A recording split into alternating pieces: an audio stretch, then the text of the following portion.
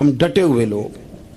سرکار نے فلاح انسانیت کے لیے جو دوسرا کام کیا نا، وہ لوگوں کو احساس دلایا ہے کہ اگر غلطی ہو جائے تو تم نے بندوں کے سامنے اپنے آپ کو کلیئر نہیں کرنا، تم نے تو رب کے سامنے اپنے آپ کو کلیئر کرنا، اللہ کے سامنے تم نے بچنا ہے کہ میرا گناہ معاف. اور حضور احساس پیدا کرتے تھے. بخاری شریف میں قبیلہ غامدیہ کی اس عورت کا تذکرہ موجود ہے جو خود آئی تھی، کوئی گرفتار کر کے نہیں لایا تھا، وہ از خود آئی.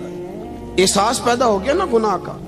یہاں بہت ساری غلطیاں کر کے بھی لوگ جب اپنی بات کرتے ہیں تو کہتے ہیں کبھی یاد تو نہیں کسی کے ساتھ زیادتی کی ہو، یاد تو نہیں کبھی کسی کا. بھئی آپ نے اتنے بڑے ولی ہونے کا دعویٰ کر دیا.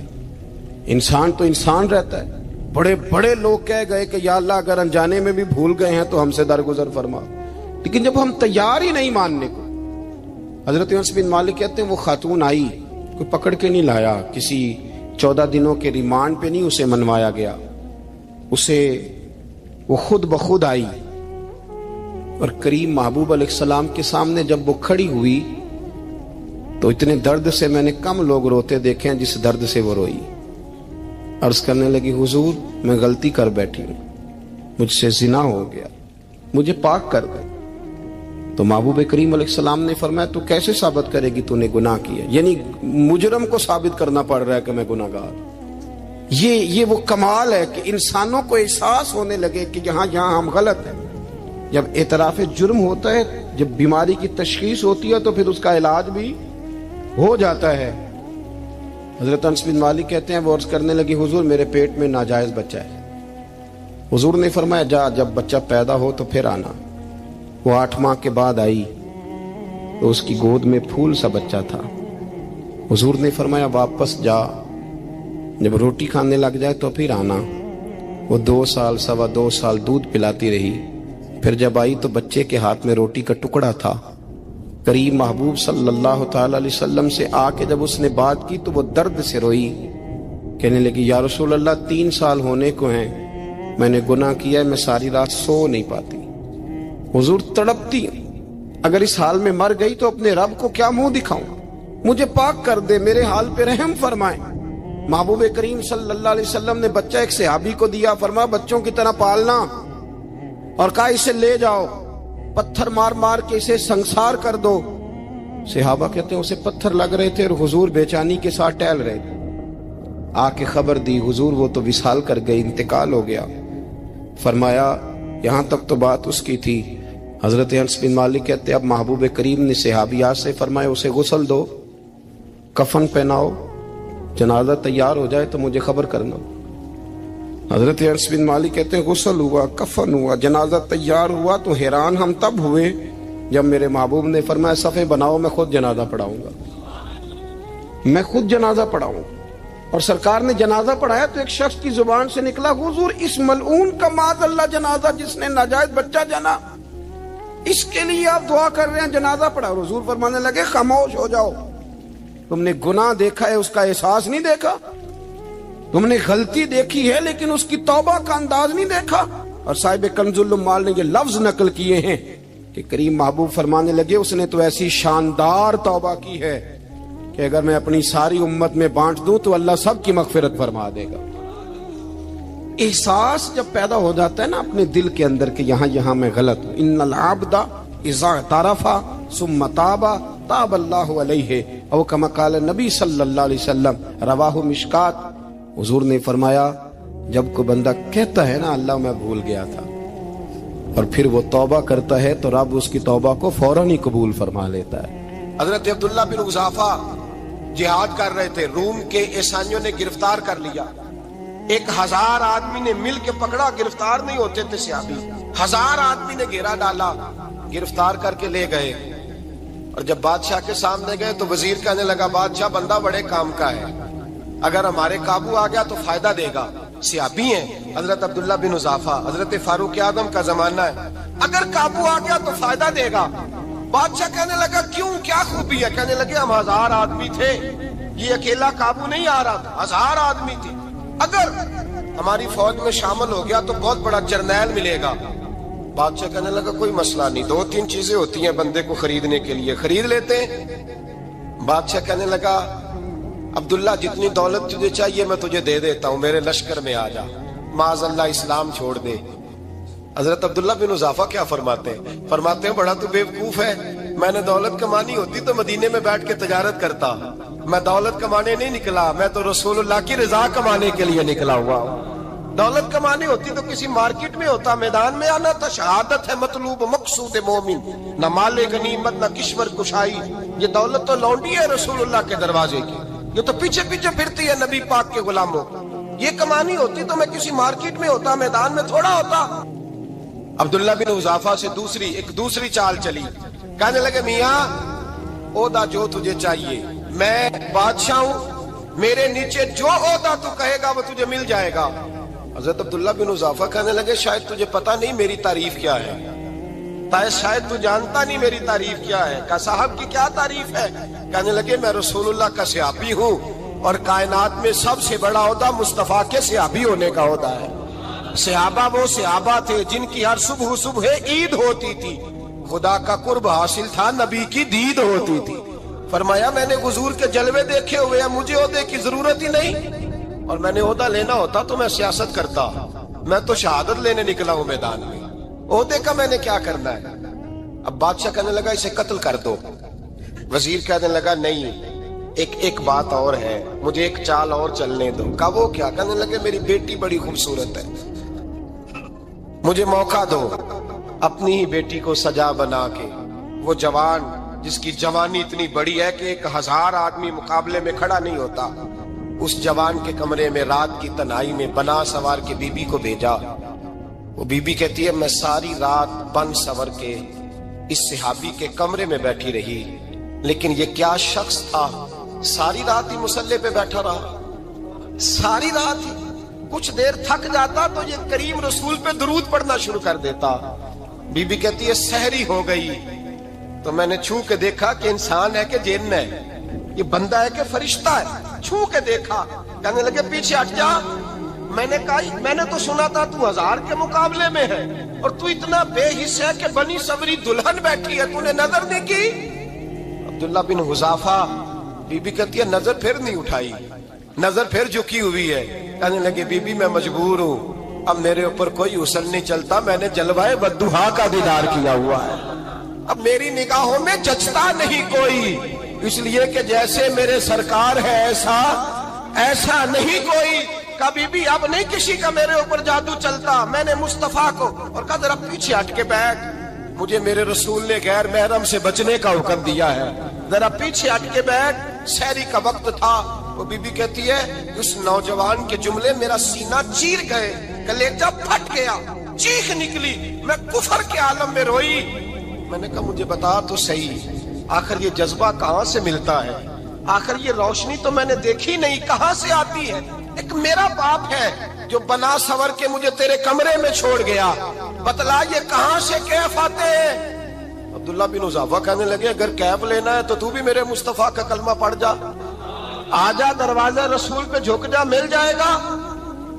سویرے دروازے پہ باپ آیا بیٹی سے رزلٹ لینے، دروازہ کھولا تو بیٹی نقاب پہنے باہر آئی، باپ کہنے لگا کیا بنا؟ کہنے لگی پیچھے ہٹ جا، تو غیر محرم ہے، کافر ہے، میں مسلمان ہوں۔ اس نے کہا کیا ہوا؟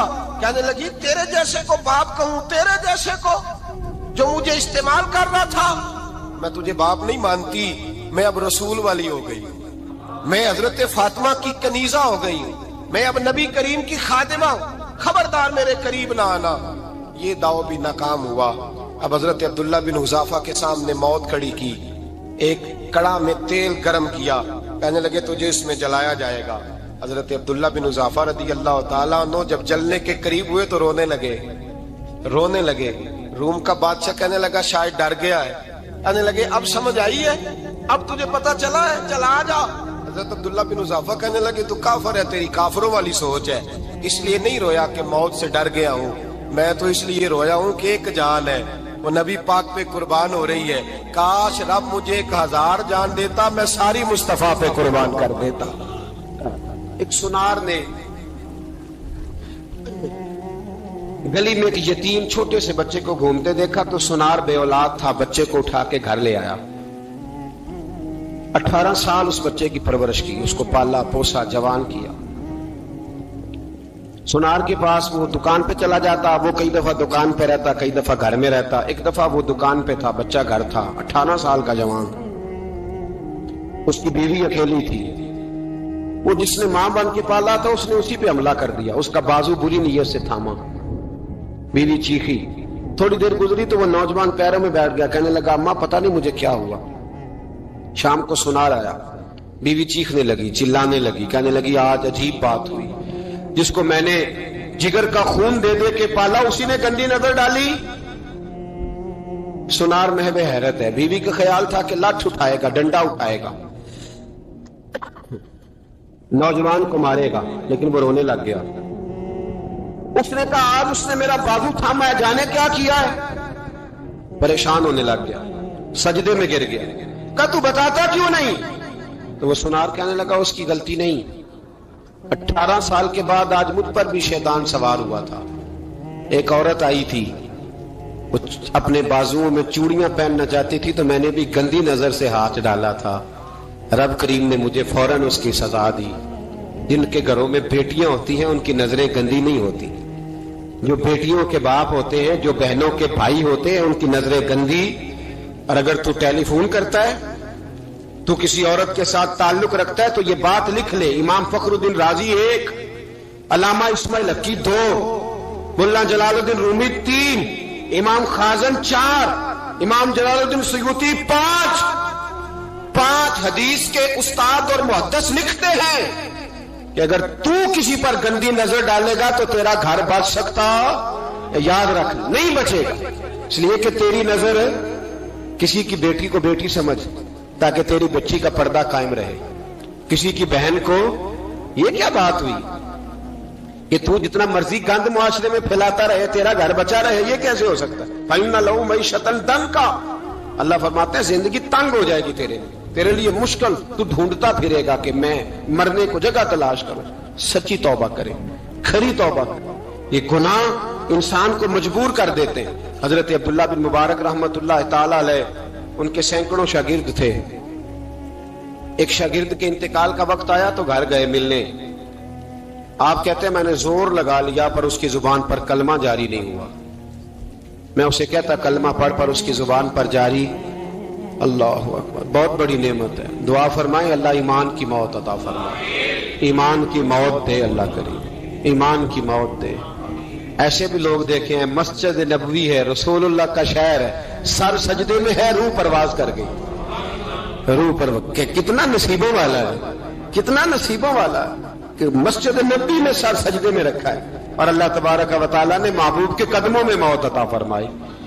تو حضرت عبداللہ بن مبارک کہتے ہیں میں نے اس کو کہا کلمہ پڑھ تو اس کی زبان پہ جاری نہیں ہوتا۔ میں بار بار کہتا تو وہ منت کرتا، کہتا حضور میں کوشش کرتا ہوں جاری نہیں ہوتا۔ فرماتے میں پریشان ہو کے اٹھا، ابھی میں دروازے پہ پہنچا تھا، اس نے چیخ ماری اور روح پرواز کر گئی۔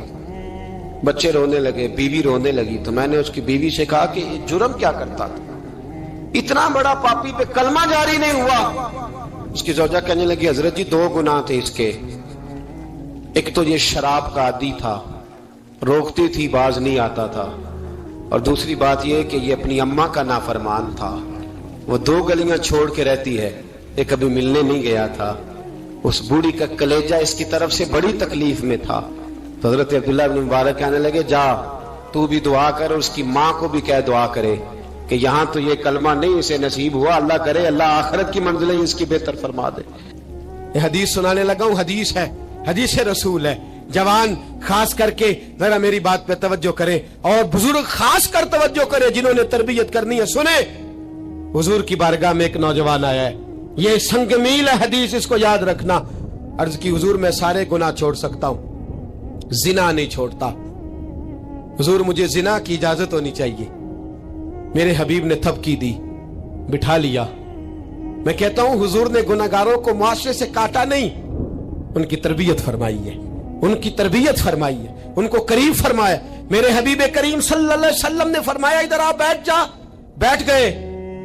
حضور نے فرمایا تو پسند کرتا ہے تیری ماں کے ساتھ کوئی بدکاری کرے؟ حضور نہیں، फरमाया तू पसंद करता है तेरी बेटी के साथ कोई बदकारी करे? या रसूलल्लाह मैं आंखें निकाल दूंगा। हुजूर ने फरमाया तू पसंद करता है तेरी बहन के साथ? हुजूर मैं काट डालूंगा वो हाथ जो मेरी बहन की तरफ उठेंगे। फरमाया तू पसंद करता है कि तेरी खाला फुफी ममानी की तरफ कोई ऐसी हरकत करे?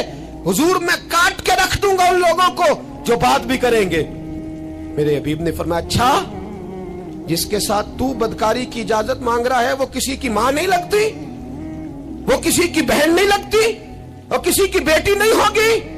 याद रखे मुल्ला जलालुद्दीन रूमी 1, इमाम गजाली 2, आला हजरत फाजले बरेलवी 3, बुजुर्ग मुतफिका तौर पर लिखते हैं, फरमाते हैं जो गंद के साथ दूसरे घर में ताड़ता है वो अपने घर की खैर मना ले।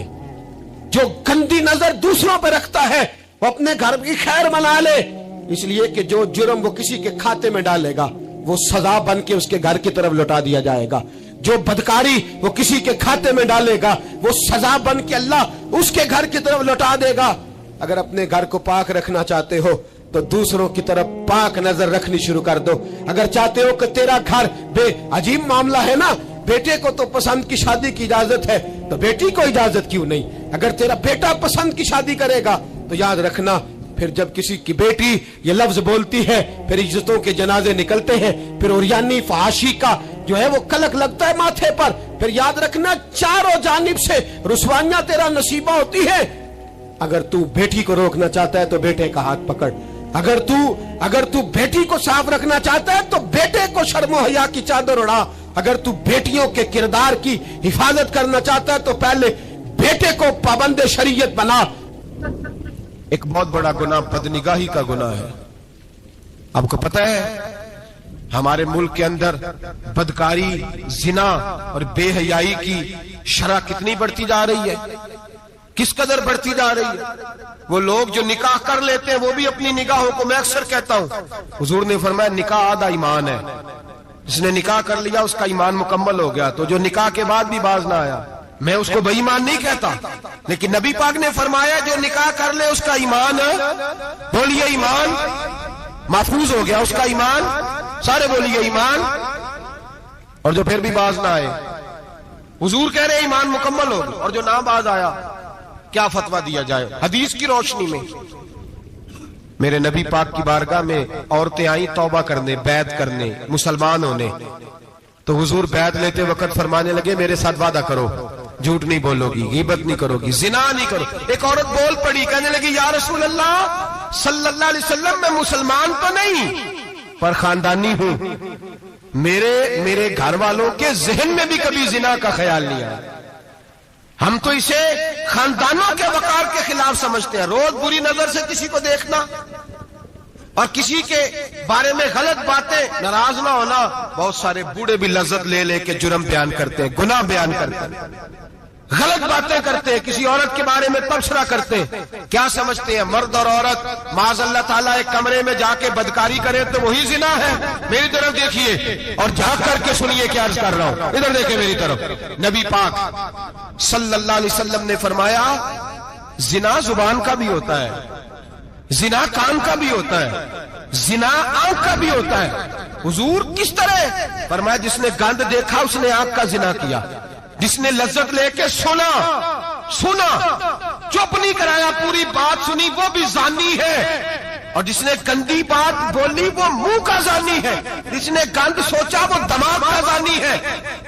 और जानी को सबसे पहली सजा अल्लाह ये देता है कि सजदे की लज्जत छीन लेता है, इबादत का सुरूर छीन लेता है, उसका नमाज में दिल नहीं लगता। कुरान में सबसे पहली सजा उसे अल्लाह अपने दरवाजे से दूर कर देता है। भाइयों आज हमारे सजदे बेकैफ हैं, आज लोग गलत जगह पे घंटों बैठे रहते हैं। मस्जिदों में लोगों के दिलों को घबराहट होती है, लोग भागते हैं। मेरे नबी पाक ने फरमाया तू नजर को पाक कर ले, अल्लाह तेरी इबादत में लज्जत पैदा फरमा देगा। मेरे भाई याद रख ले और सुन ले, सबसे कमजोर आदमी वो है जिसका जहन पाक नहीं, सबसे कमजोर आदमी वो है जो किरदार का गलत है। एक बात मैंने पढ़ी, आप यकीन करें मेरा दिल करे कि मैं आग लगा दूं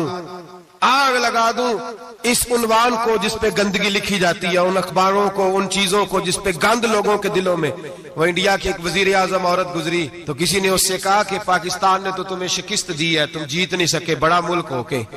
کہنے لگی کوئی بات نہیں، تھوڑا وقت ٹھہر جاؤ، ہم ان پر تہذیبی یلغار کریں گے، ان کے گھروں میں ننگا ناچ کریں گے، یہ گندی تصویریں دیکھیں گے، یہ گند میں الجھ جائیں گے. اور جو قوم گند میں الجھ جایا کرتی ہے وہ پھر کسی سے لڑنے کی طاقت نہیں رکھتی، اس کے اندر ڈٹ جانے کی ہمت نہیں ہوتی، اس کی غیرت کے جنازے نکل جاتے.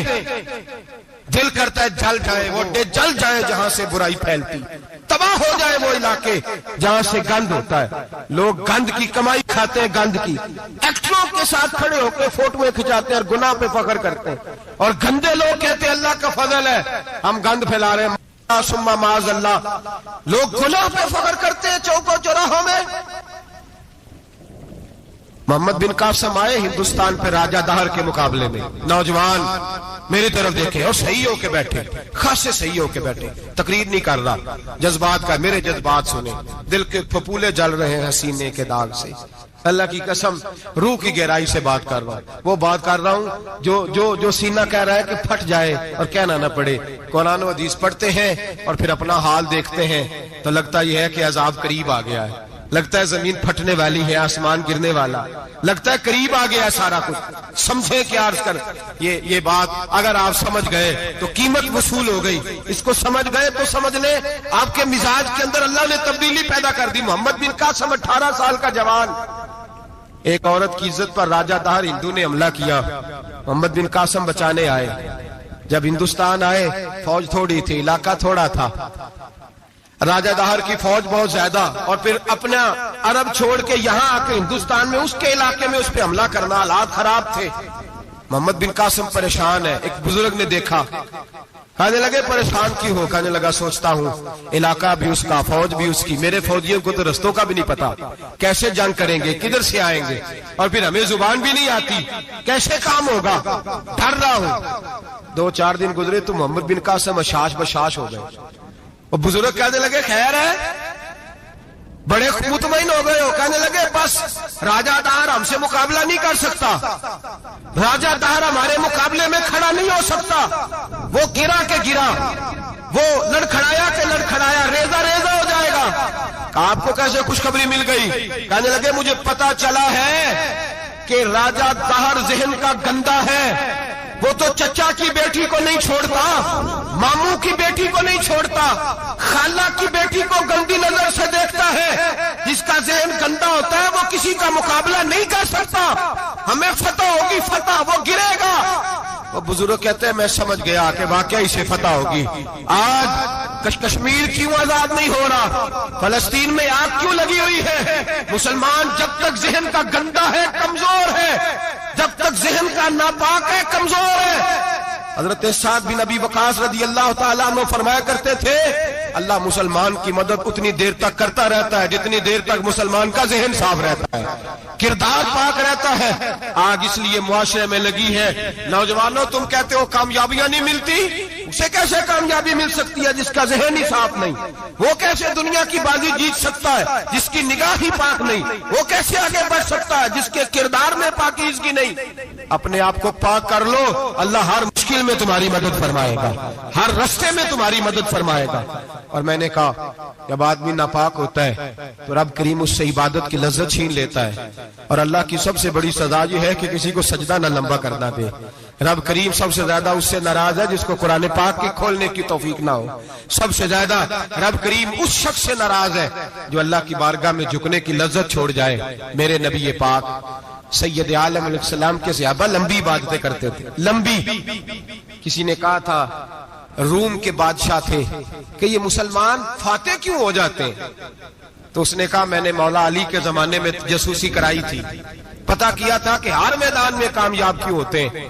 تو کہتے میں نے دیکھا یہ دن کے مجاہد ہوتے ہیں پر رات کے عابد ہوتے ہیں. اب آگے بڑھتے ہیں. قرآن مجید نے سورہ نور کی آیت نمبر 30 میں کہا کہ کل للمؤمنین یغضوا من ابصارہم، فرمایا کہ اے محبوب علیہ السلام مومن مردوں سے کہہ دو کہ اپنی نظریں جھکا کے رکھیں، اپنی نظریں اور اگلی آیت میں فرمایا وَقُلْ لِلْمُؤْمِنَاتِ يَغْضُضْنَ مِنْ أَبْصَارِهِنَّ، فرمایا کہ اے محبوب مومن عورتوں سے بھی کہہ دو کہ اپنی نظریں جھکا.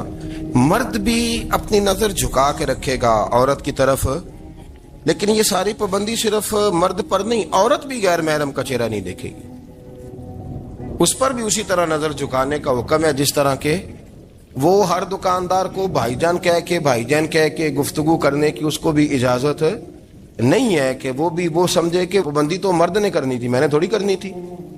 وہ جس کے پاس جائے، جہاں بھی جائے، ڈاکٹر کے پاس جائے، باہر جائے، تو وہ جس طرح مرضی اس کا دل چاہے وہ بات چیت کرے. اس کی عورت کو بھی اجازت اسلام نہیں دیتا. بنیادی طور پہ اسلام شرم و حیا کا دین ہے، حیا کی بات کرتا ہے. حیا کی جب ہم تعریف کرتے ہیں تو حیا کی تعریف یہ ہے کہ کوئی کبھی چیز دیکھ کے نا تو آپ کی طبیعت میں کراہت محسوس ہو، آپ کوئی غلط جملہ منہ سے نکالتے ہوئے ذرا جھجکیں، آپ کوئی غلط بات کرتے ہوئے تھوڑا بوجھ محسوس کریں. ہمارے ہاں تیزی سے فروغ پایا ہے بے حیائی نے. سنگیوں کی محفلیں، یاروں کی محفلیں، اس میں غلیظ گفتگو ہوتی ہے الا ماشاء. جن دوستوں کو بڑی پاک صاف گفتگو کرنی چاہیے. دوستی کا رشتہ بڑا مقدس رشتہ ہے. جو یہاں ایک دوسرے سے پیار کریں گے جنت میں بھی اکٹھے داخل کیے جائیں گے. شرط یہ ہے کہ پیار اللہ رسول کی رضا کے لیے ہو، لیکن اس کے اندر اگر آپ کی گفتگو کچی ہو، کمزور ہو، فحاشی والی ہو، عریانی والی ہو.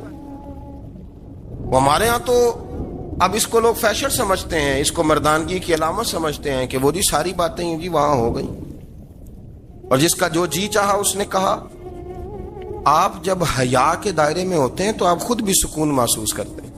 دیکھیں نا، آپ کو نیند سکون سے کہاں آتی ہے؟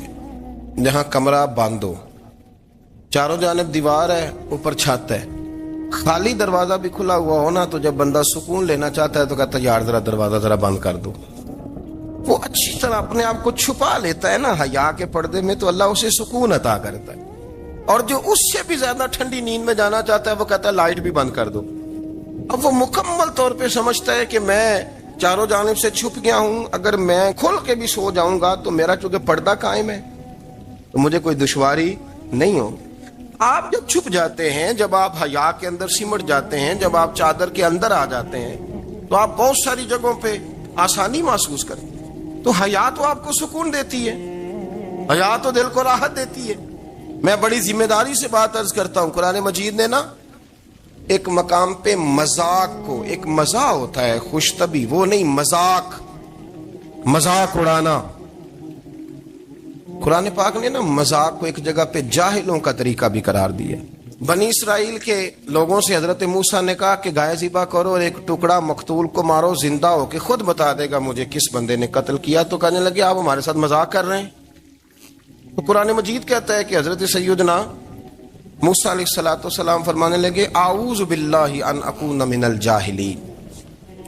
فرمانے لگے میں اللہ کی پناہ مانگتا ہوں کہ میں جاہلوں میں سے ہو جاؤں.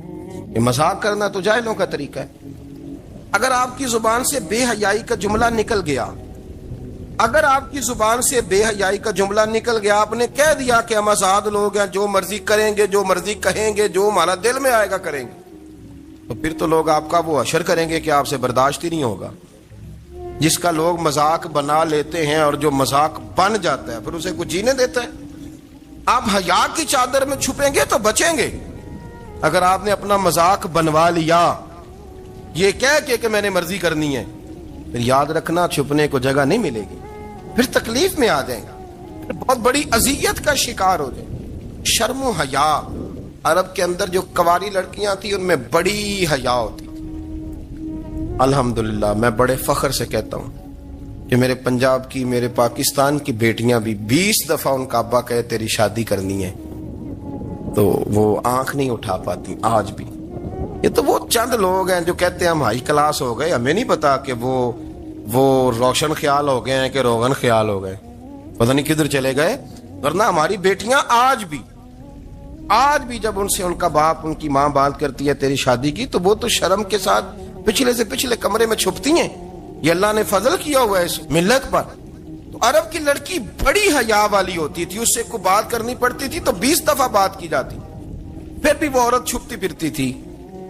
حضرت عائشہ صدیقہ رضی اللہ تعالیٰ عنہ فرمانے لگیں میرے نبی پاک صلی اللہ علیہ وسلم عرب کی کواری لڑکیوں سے بھی زیادہ حیا کرنے والے تھے۔ قاضی اعجاز مالکی نے، شیخ عبدالحق محدث دہلوی نے، دیگر بزرگ جو سیرت نگار گزرے انہوں نے لکھا ہے کہ نبی پاک صلی اللہ علیہ وسلم کے اندر 100 مردوں سے زیادہ طاقت تھی، 100 مردوں سے زیادہ طاقت۔ اب جو بات کہنے لگا ہوں، جو نتیجہ دینے لگا ہوں، اس پر خاص توجہ آپ فرمائیں گے۔ ذرا فکری طور پر، نظریاتی طور پر ایک چیز کو سمجھیے۔ ہم سمجھتے ہیں کہ جوان لڑکا ہے جی جو مرضی کرے، عمر ہے جی۔ آپ ذرا بات پر غور کیجئے گا کہ حضور صلی اللہ علیہ وسلم میں طاقت 100 مردوں سے زیادہ ہے اور حیا کواری لڑکیوں سے بھی زیادہ ہے۔ ذرا اس بات کا تقابلی جائزہ کیجئے گا کہ طاقت 100 مرد سے زیادہ ہے لیکن حیا کواری لڑکی سے بھی زیادہ ہے۔ اس کا معنی یہ ہوا کہ جس ٹہنی کو پھل زیادہ لگ جاتے ہیں وہ جھکا کرتی۔ تو حیا تو حسن ہے، حیا تو آپ کو پاک صاف کرے گا، حیا تو آپ کو نرالا کرے گا، انوکھا کرے گا۔ وہ ہمارے ایک دانشور ہے، تم نے مضمون لکھا، کئی باتیں بڑی پسند آتی ہیں۔ وہ کہتے ہیں کہ میری اہلیہ، ان کو بھی کسی نے مس گائیڈ کر دیا تھا، حالانکہ اچھی خاتون ہے، کسی نے مس گائیڈ کر دیا۔ وہ بھی سماجی اور ویلفیئر اور یہ خواتین کو شوق ہوتا نا بننے کا، تو وہ بھی سماج کے اندر اچھا مقام تلاش کرنے کے موڈ میں آ گئی۔ تو کہیں ایک دن جانا تھا تو بڑی بن سنور کے میرے ساتھ وہ گاڑی میں بیٹھ گئی۔ تو میں گاڑی میں، عورتوں کو یہ بھی مسئلہ ہوتا ہے نا کہ ہماری تعریف کرو، تو کئی دفعہ بعض مردوں بیچاروں کو جھوٹ بولنا پڑتا ہے، وہ زبردستی کراتی ہیں نا جی۔ اس میں گنجائش بھی دی ہے شریعت نے گنجائش دی ہے کہ کبھی بیوی کو راضی کرنے کے لیے خلاف واقعہ بات کرنی پڑے تو کر لینی چاہیے، تو وہ کراتی بھی ہیں۔ 3 موقع پر خلاف واقعہ بات کرنے کی اجازت ہے، واقعے کے خلاف بھی آپ بات کر سکتے ہیں۔ جنگ کے موقع پر 2 لوگوں کو صلح کرانے کے لیے اور بیوی کو راضی کرنے کے لیے کر لیں کوئی ایسی بات، بے شک اپنی طبیعت پہ جبر کر کے کر لیں، گنجائش ہے، اجازت ہے۔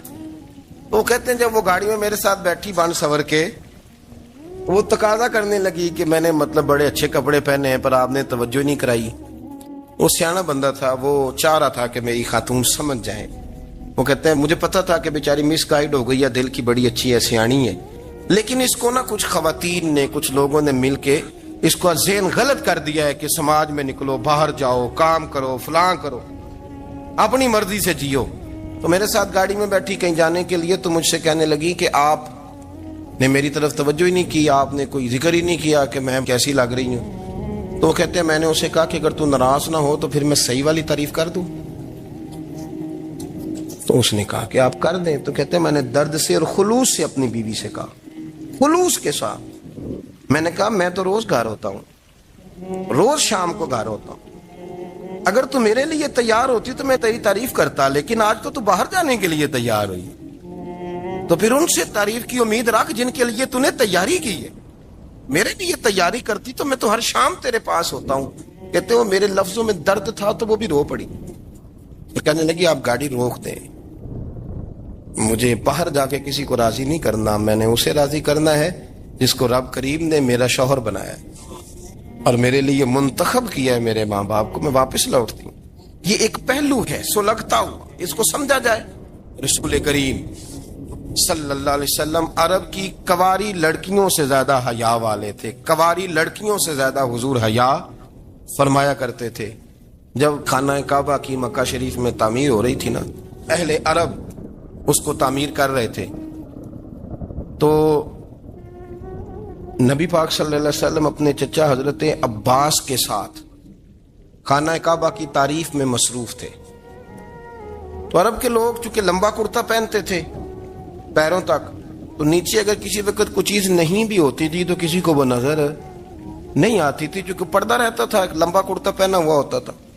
تو جب بچے، سرکار کی عمر مبارک بھی ابھی تھوڑی تھی، تو اس طرح بچے جب نکلتے تو وہ کئی دفعہ اپنی تہمت اتار دیتے نیچے سے، اور کوئی مزدوری کرنے لگتے تو 3-4 طے کر کے تہمت کی کندھے پہ رکھ لیتے، جس طرح کبھی دیہاتوں میں لوگ کپڑا سر پہ رکھتے تھے کہ اوپر اگر کوئی وزنی چیز رکھیں گے تو وہ تکلیف نہیں دے گی۔ نبی پاک صلی اللہ علیہ وسلم بھی سب لوگوں کے ساتھ خانہ کعبہ کی تعمیر میں شامل تھے۔ تو حضرت عباس رضی اللہ تعالیٰ عنہ نے کہا حضور سے، ابھی اعلان نبوت بھی نہیں فرمایا تھا، بھتیجے آپ بھی تامد اتاریے، یہ صحیح مسلم میں حدیث موجود ہے، اور اس کو کندھے پہ رکھ لیجیے، آپ اینٹیں اٹھا اٹھا کے لا رہے ہیں تو ذرا آپ کو تکلیف نہیں ہوگی۔ تو سرکار دو عالم صلی اللہ علیہ وسلم سے یہ بات کہی، اور پھر جلدی سے حضور کی تہمت کو نکال کے نا، حالانکہ لمبا کرتا پہنا ہوا ہے، تو وہ جیسے ہی ان کے کندھے پہ رکھا اینٹیں رکھنے کے لیے، تو سرکار تو زمین پہ گر گئے، بے ہوش ہو گئے، آنکھیں آسمان کی طرف، اور پھر حضور پکار رہے ہیں، آزاری آزاری آزاری، میرا تامت دے دو، میرا تامت دے دو۔ کبھی کوئی شخص اس وجہ سے بھی بے ہوش ہوا ہے کہ میرے وجود سے کپڑا اتر گیا ہے؟ حالانکہ سرکار پر وہ بے ہوشی بھی نبی پاک کا وہ جو غلبہ ہے نا شرم و حیا کا، اس کی وجہ سے ہو، ورنہ تو حضور فرماتے ہیں کہ میری آنکھیں سو جاتی ہیں، دل تو میرا اس عالم میں بھی جاگتا رہتا ہے۔ تو سرکار زمین پہ تشریف لے آئے، آنکھیں میرا تامت دے دو، میرا تامت دے دو، تو جلدی سے انہوں نے تامت دیا تو حضور نے باندھ لیا۔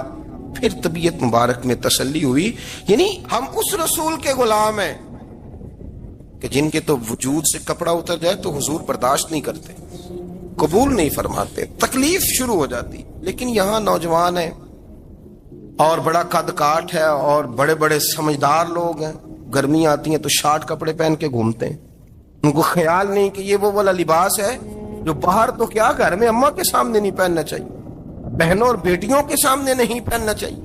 آپ کی گفتگو میں شرم و حیا ہو، آپ کے لب و لہجے کے اندر حسن ہو۔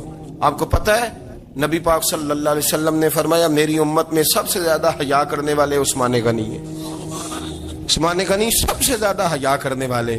آپ فرمایا کرتے تھے جب سے حضور کا چہرہ دیکھا ہے میں نے کبھی اپنی شرمگاہ بھی نہیں دیکھی، میں نے آنکھوں کا وضو نہیں توڑا، اور جب سے حضور کے دست مبارک میں میں نے بیعت کے لیے سیدھا ہاتھ بڑھایا تو پھر سیدھا ہاتھ میں نے کبھی گندگی کو نہیں لگایا۔ حیا تھی۔ آپ باتھ روم کے اندر بھی غسل فرماتے تھے تو کپڑوں سمیت کرتے تھے۔ کسی نے کہا حضرت جی واش روم کے اندر کیوں نہیں کپڑے اتارتے؟ آپ فرمانے لگے باہر بندوں سے حیا کرتا ہوں، اندر جاتا ہوں تو رب سے حیا آنی شروع ہو جاتی، وہ تو دیکھ رہا ہے نا۔ تو میں جو بات آپ کی خدمت میں عرض کرنا چاہتا ہوں اس کو آپ سمجھیے گا میرے عزیز، کہ شرم والا مزاج، گفتگو بھی شرم والی، آنکھیں بھی شرم والی، لباس بھی شرم والا، دوستی یاری بھی شرم والی، بہت ساری ایسی باتیں۔ دیکھیں نا آپ ذرا، میں نے کہا کہ باتوں کو سن کے گزر نہ جایا کریں، اس کی گہرائی پر غور کریں۔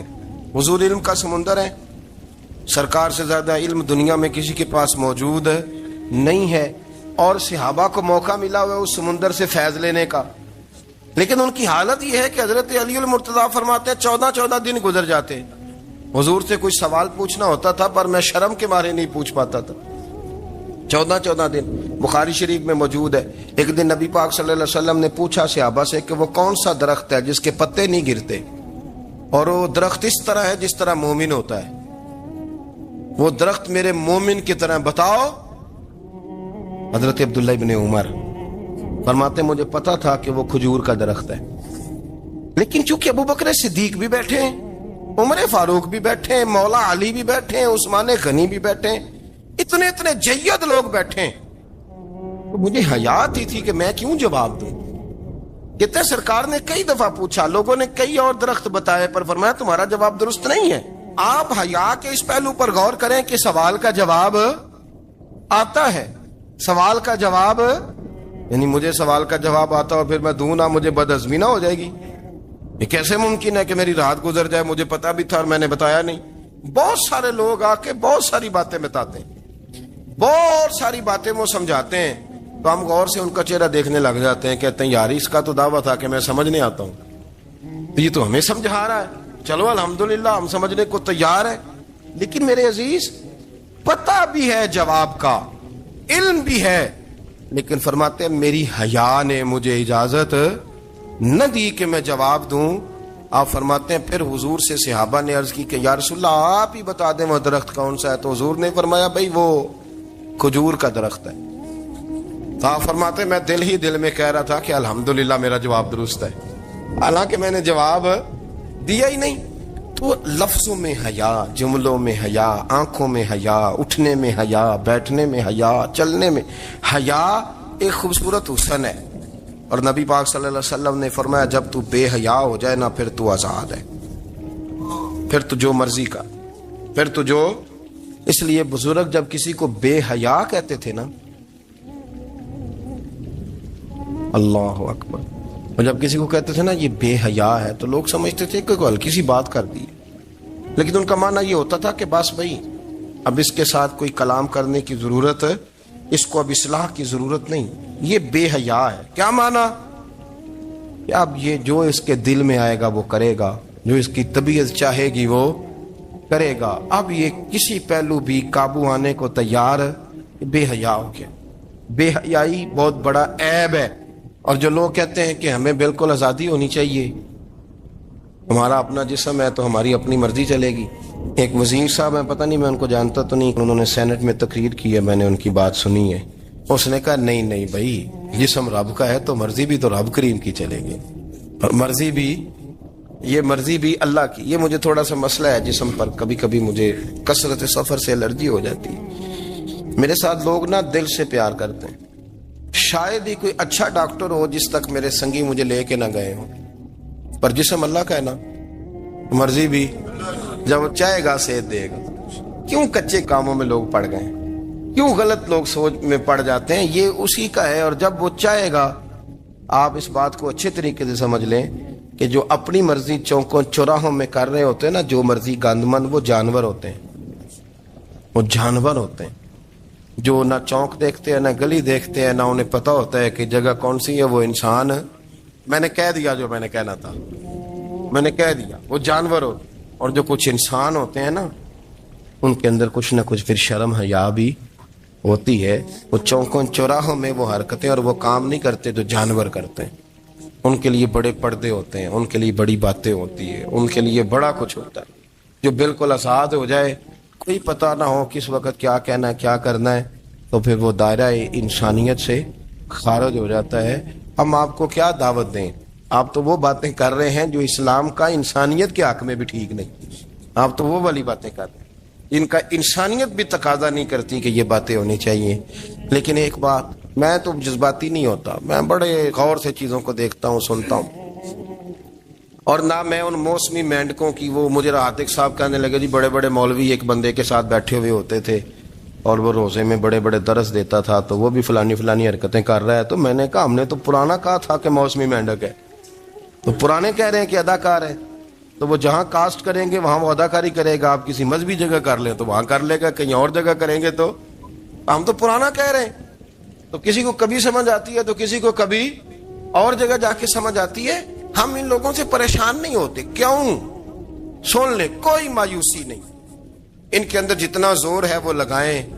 یہ ملک بنا ہے رسول اللہ کے نام پہ، یہ اللہ نے تحفہ دیا ہے امت مسلمہ کو، یہ نبی پاک کے نام پہ بنا ہے، تو یہاں جھنڈا بھی وہی والا بلند ہونا ہے جو مدینے والے رسول کا جھنڈا ہے، اور یہاں وہی کام چلے گا جو نبی پاک نے بیان فرمایا۔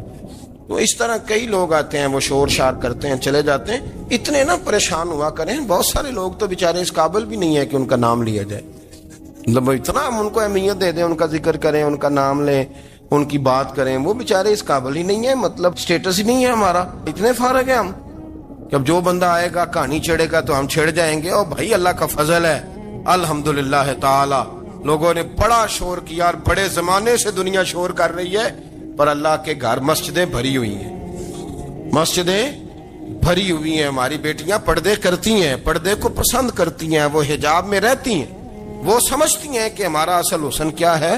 تو یہ پراپوگنڈا پرانا چلا آ رہا ہے، اس کا اللہ کے فضل سے امت مسلمہ پہ نہ کبھی اثر ہوا ہے اور نہ کبھی ہوگا انشاءاللہ۔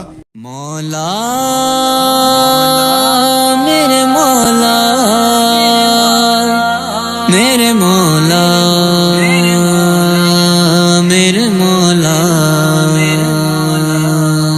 مولا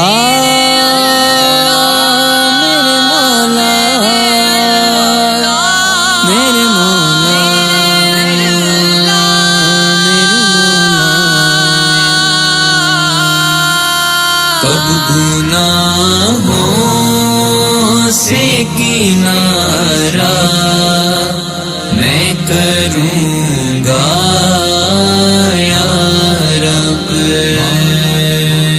کب گناہوں سے کنارہ